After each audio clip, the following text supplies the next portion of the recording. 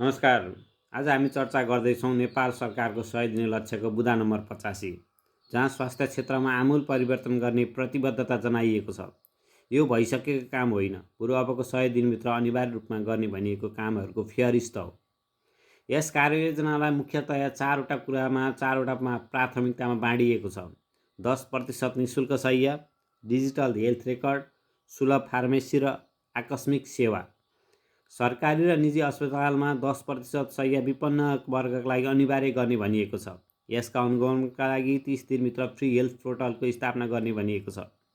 बिरामीको उपचार र इतिहास र रिफर प्रणालीलाई डिजिटल बनाउनका लागि 3 महिनाभित्रको समय तोकिएको छ, ताकि एउटै बिरामी फाइल बोकेर विभिन्न अस्पतालहरू चालिरहनुपर्ने झन्झटको अन्त्य होस्।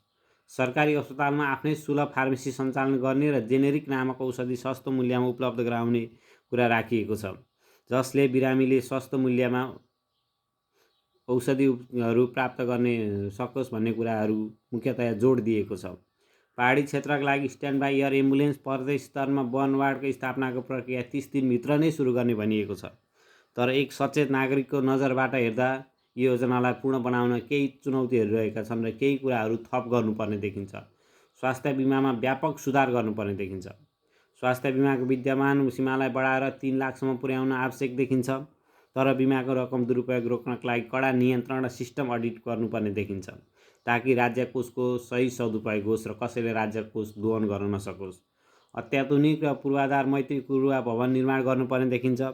अस्पतालमा केवल प्रविधिमा मात्र उत्कृष्ट बन्ने होइन, मानवीय सेवामा पनि अत्याधुनिक बनाउनु पर्ने देखिन्छ। दुर्गमबाट आउने बिरामीको कुरुवाहरूका लागि बस्ने र खाने उचित व्यवस्था सहितको पूर्वाधारको निर्माण गरिनुपर्छ, ताकि उपचारमा आउँदा कोही नागरिक पनि सडकमा बास नबसोस् र सडकमा सुत्न नपरोस्।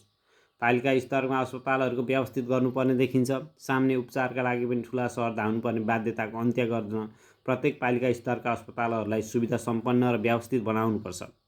आधारभूत स्वास्थ्य सेवा स्थानीय स्तरमा नै हुने कुराको सुनिश्चितता र राज्यले गर्न सक्नुपर्छ। स्थानीय स्तरले पनि आफ्नो नागरिकको जीवधनको सुरक्षा गर्न सक्ने वातावरण बनाउनुपर्छ र गर्नै पर्छ। तर अन्त्यमा यो भन्दै गर्दा 85 नम्बर बुँदामा लेखिएका केही कुराहरू निकै आशा लाग्दछन्। यी लक्ष्यहरू समयमा नै पुरा भए नागरिकको स्वास्थ्य सेवामा साँचो अर्थमा नागरिकको मौलिक हक भन्न सक्ने देखिन्छ। अबको मुख्य कुरा यसको इमान्दारितापूर्वक कार्यान्वयन। हामी जस्ता सचेत नागरिकले प्रत्येक दिन सरकारलाई खबरदारी गर्नु नै हो। हामीले सरकारलाई प्रत्येक दिन खबरदारी गर्नै पर्छ। धन्यवाद।